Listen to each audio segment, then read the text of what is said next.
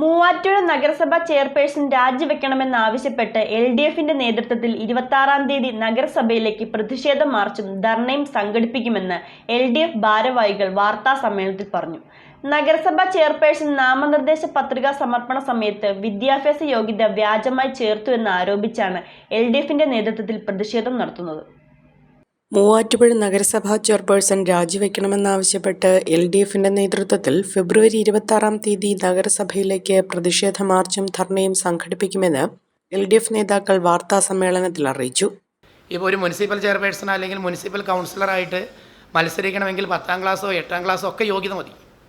എന്തിന് ആ മറ്റുള്ളവരുടെ മുമ്പിലൊരു ഞാനൊരു സെലിബ്രിറ്റിയാണ് എന്ന് കാണിക്കുന്നതിന് വേണ്ടിയിട്ടാണോ ഇത്തരത്തിലില്ലാത്ത വിദ്യാഭ്യാസ യോഗ്യതകൾ വെച്ചുകൊണ്ട് ഇപ്പോൾ നമുക്കൊരു കൗൺസിലറാവാൻ അല്ലെങ്കിൽ ഒരു ട്രെയിനറാവാൻ കഴിവുണ്ടെങ്കിൽ നമ്മുടെ കോവിഡിൻ്റെ സമയത്തൊക്കെ എനിക്ക് തോന്നുന്നു പ്രത്യേകിച്ച് ക്വാളിഫിക്കേഷനൊന്നും ചോദിച്ചിട്ടില്ല. ഇപ്പോൾ ഒരു ഫോൺ കോളിലൊക്കെ ഉൾപ്പെടെ നമ്മൾ ട്രെയിനറായി പല ആളുകളുടെയും വിഷയങ്ങളുമായി ബന്ധപ്പെട്ടുകൊണ്ട് കോവിഡിൻ്റെ ഭീതിയുള്ള ഘട്ടത്തിലൊക്കെ നമ്മൾ അവർക്ക് പരിഹാരം അവർക്കൊരു ആശ്വാസം കൊടുക്കുന്ന രീതിയിലുള്ള കമ്മ്യൂണിക്കേഷൻ ഉൾപ്പെടെ നടത്തിയിട്ടുണ്ട്.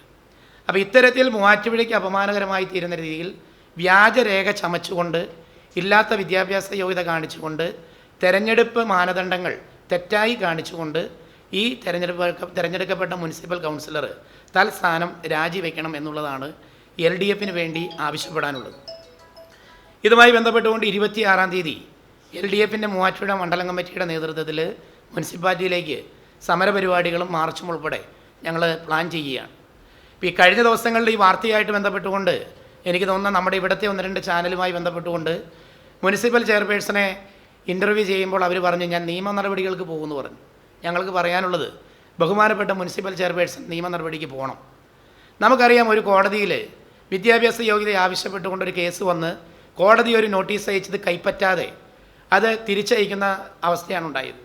ഞങ്ങളീ പറയുന്ന ആരോപണങ്ങൾ തെറ്റാണ് എന്ന് മുനിസിപ്പൽ ചെയർപേഴ്സൺ ഉറപ്പുണ്ടെങ്കിൽ ഈ കഴിഞ്ഞ 16-ാം തീയതി കോടതി വിളിച്ച ദിവസം ആ കോടതിയിൽ ഹാജരായി അവരുടെ ശരിയായിട്ടുള്ള MSWയും അതുപോലെ തന്നെ ഡിഗ്രി സർട്ടിഫിക്കറ്റുകളും കാണിച്ച് ഞങ്ങൾക്കെതിരെ നിയമ നടപടിയും മാനനഷ്ടത്തിന് കേസ് കൊടുക്കാൻ സാധിക്കുമായിരുന്നു മുനിസിപ്പൽ ചെയർപേഴ്സൺ. ഇത് കൂടുതൽ സമയമെടുത്തുകൊണ്ട് ഇതിന് വേണ്ടിയിട്ടുള്ള ഏത് രേഖകൾ എടുത്തുകൊണ്ട് വന്നാലും അതൊക്കെ കണ്ടുപിടിക്കാനുള്ള സംവിധാനങ്ങൾ നമ്മുടെ നാട്ടിലുണ്ട്. അപ്പോൾ തെറ്റായി ജനങ്ങളെ വഞ്ചിച്ച ഇത്തരത്തിലുള്ള ആളുകൾ നടപടി സ്വീകരിച്ചുകൊണ്ട് സ്വയമേ ഇത് ബോധ്യപ്പെട്ടുകൊണ്ട് പൊതുസമൂഹത്തോട് മാപ്പ് പറഞ്ഞുകൊണ്ട് രാജിവെക്കണം എന്നുള്ളതാണ് സൂചിപ്പിക്കാനുള്ളത്. തദ്ദേശ സ്വയംഭരണ തെരഞ്ഞെടുപ്പിൽ ചെയർപേഴ്സൺ വിദ്യാഭ്യാസ യോഗ്യതയുമായി ബന്ധപ്പെട്ട് വ്യാജമായ രേഖകളാണ് സമർപ്പിച്ചിരിക്കുന്നതെന്നാരോപിച്ചാണ് LDFന്റെ നേതൃത്വത്തിൽ പ്രതിഷേധം നടത്തുന്നത്. നഗരസഭാ ചെയർപേഴ്സന്റെ വിദ്യാഭ്യാസ യോഗ്യത സംബന്ധിച്ച് LDFന്റെ നേതൃത്വത്തിൽ കോടതിയെ സമീപിക്കുകയും കോടതി പരാതി ഫയലിൽ സ്വീകരിക്കുകയും ചെയ്തിരുന്നു.